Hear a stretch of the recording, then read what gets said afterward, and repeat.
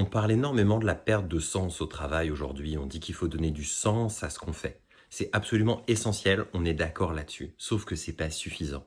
Tout simplement parce que vous pouvez faire un métier ou une activité en général qui a énormément de sens pour vous et pour autant vous ennuyez à mourir au travail. Ça peut avoir énormément de sens pour vous d'avoir une maison propre et bien rangée. C'est pas pour ça que vous vous éclatez à faire le ménage.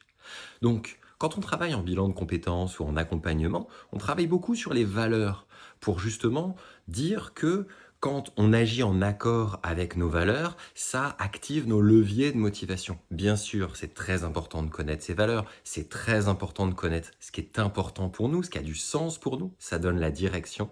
Sauf que si on ne prend pas un minimum de plaisir dans l'activité qu'on fait, ça risque d'être compliqué.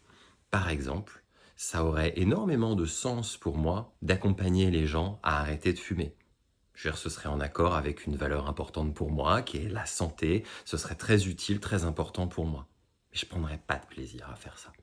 Donc, rappelez-vous, selon l'approche du sixième, sens plus plaisir égale implication, parce qu'on alimente un ou plusieurs de nos moteurs de motivation.